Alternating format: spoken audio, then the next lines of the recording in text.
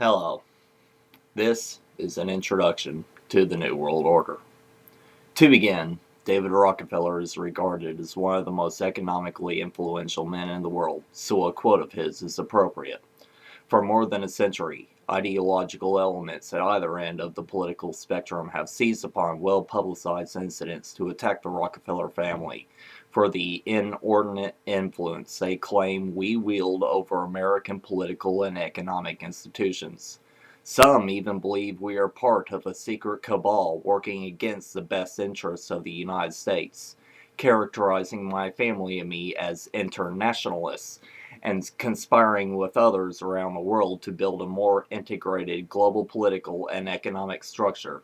One world, if you will. If that's a charge, I stand guilty, and I am proud of it. From his autobiography, Memoirs. Most have not heard of the New World Order, and this will be new material for them.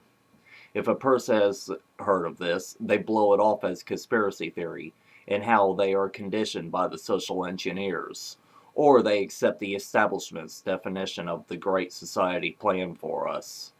Then the viewer of media could say that even though I've been looking into this before they were even told about it, I must be wrong about this, for the media is always right. Richard Salent, a former president of CBS News, once said, "Our job is to give people not what they want, but what we decide they ought to have." These are the men who will mold opinions, belief, and ultimately national policies. The New World Order is more than a conspiracy of people. It is a conspiracy of an idea. Since the beginning of civilization, those at the top of the ruling hierarchy always wanted to dominate more and more populations better and better. The Egyptian Empire farmed humanity under the threat of rod and whip, with Pharaoh ruling as God. But this direct tyranny left the mind of the beaten intact, so the Roman system was developed. The psychopathic elite developed sciences of managing entire populations over thousands of years, and had their own philosophers who worked for them to create better strategies. Plato's Republic is one of these blueprints. The slaves were given few liberties in order to pay for their own tyranny, but were not yet productive to the elites because still open dictatorships still tend to lead to a subject depressed and angry with the system, and massively corrupt militaries are hard to maintain.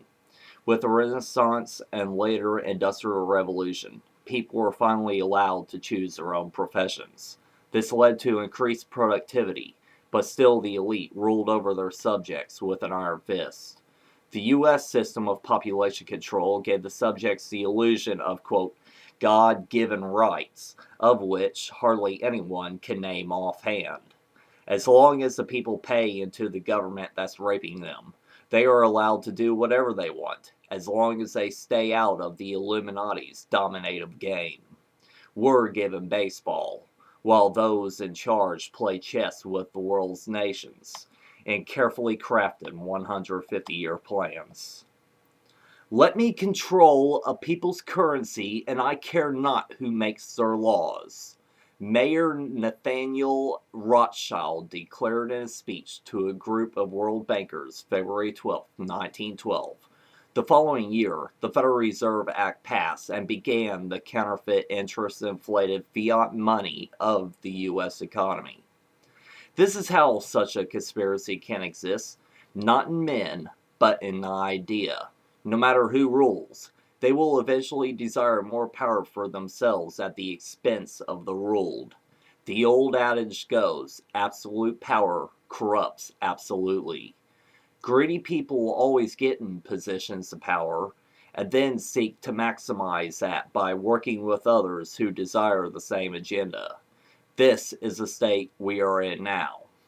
Over time, certain people, notably the Bilderberg Group, have devised international programs of exploitation to the point that we are now seeing the grand consolidation of a world government. Tyrants throughout history have desired the same things, such as world domination, and the same is the case with the current world bankers. They see us as human resources. that we are simply livestock who creates profit for them. The royals know this since they've been born, that they have divine right to rule us.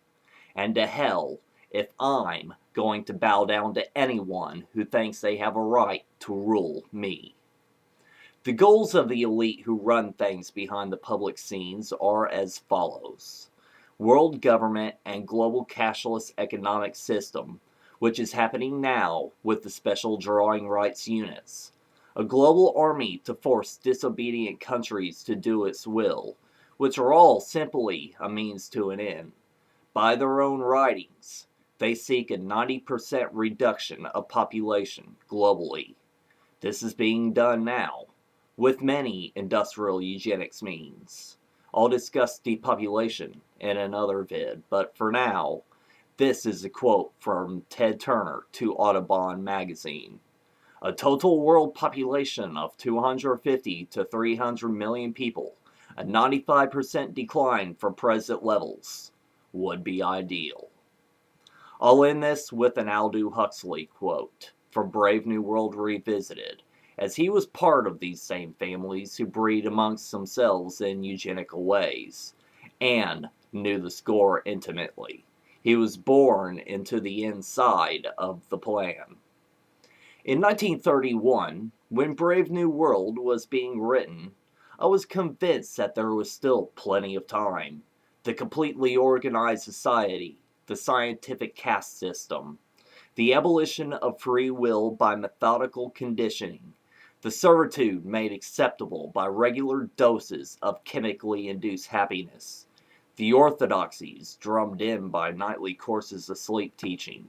These things were coming all right, but not in my time, not even in the time of my grandchildren.